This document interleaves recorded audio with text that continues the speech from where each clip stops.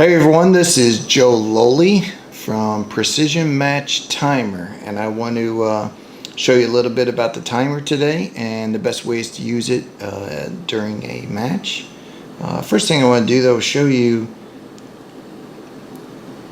in your settings, just a few settings that can help you out a little bit. First one is make sure you go into General, go into Wake Screen. You can leave all those on.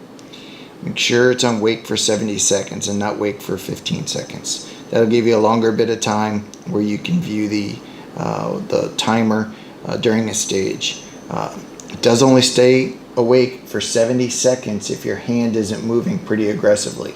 So some stages it may stay on the whole time. Other ones, even PRS Barricade or whatever, where it's not moving a lot, it will go blank after 70 seconds. And at a 90 second or 105 second stage, that means it's going to go blank during the stage. The vibrations and the voice alarms are all going to work while it is still blank. That's new in version 2.5. I got it working. I got it finally approved by Apple, who initially rejected it, but I got them to approve it. So that should work now. So that's an important one to have. Alright. Go back. Do not disturb. I turn do not disturb on for this. Just for a match I turn it on, and then I'm not getting a call from my wife or a friend who's just calling to see how I'm doing and it's at the wrong time, getting a text alert, and I think it's the vibration for a 30-second timer that I have set or something like that. So you can just turn that off. I'll show you the other place you can do that. Let's see, Bluetooth. If you have Bluetooth Ear Pro, it is really cool, and I would highly suggest using it. It's just the voice is right in your ear as you're shooting, and it works really, really great. If not, and you just have a regular electronic Ear Pro, you can definitely hear off the speaker of the watch. There's no doubt you can do that. I did it all last weekend. Display brightness, I would not set it too high unless you really, really need it. It just wastes battery. Siri, I would turn off the listen for Hey Siri. Your watch is using battery while it's listening for that, so we don't need that to happen.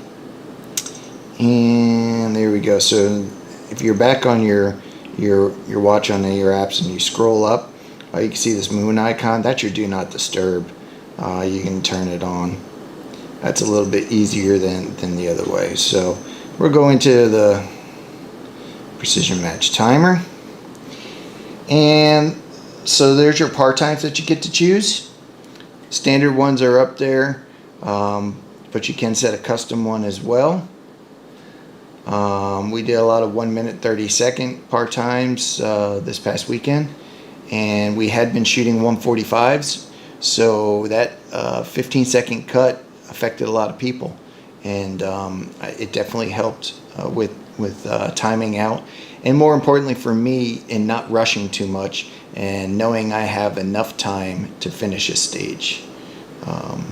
So then when you're on the screen, you can either click the time there and go in and change it, and then there's the vibration, there's your choices.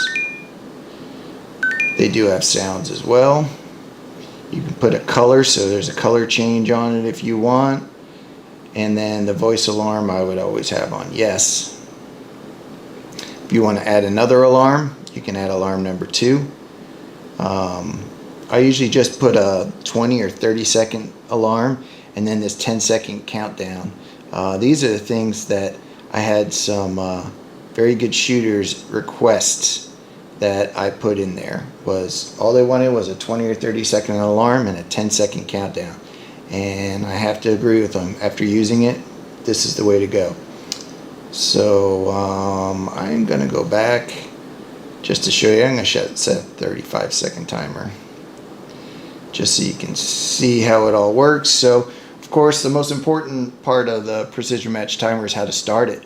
And when you have your hands full, standing there getting ready to start a stage, you have a rifle in one hand, you have your bag in the other hand, and the RO is about to say engage, all you have to do is a little fist pump with this, and it starts. 30 seconds. And there's your alarm. You can easily hear that with Ear Pro, especially amplified Ear Pro. It's a great way to do it. If you have Bluetooth, it works really well also. 10, 9, 8, 7, 6, 5, 4, 3, 2, 1. Time. And that 10-second countdown probably saved me a couple of points this past weekend. Mostly because when you are ready to take your last shot or second to last shot and you hear that 10-second countdown go, you're not rushing it. You say, okay, I got plenty of time to get this last shot off.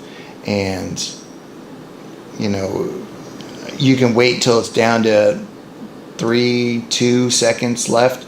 I wouldn't go all the way down because your timer may not be synced up exactly with the RO's stopwatch or timer, so I wouldn't let it go down too far. But that is basically how it works in a nutshell. The thing to do is to practice with this when you're dry firing.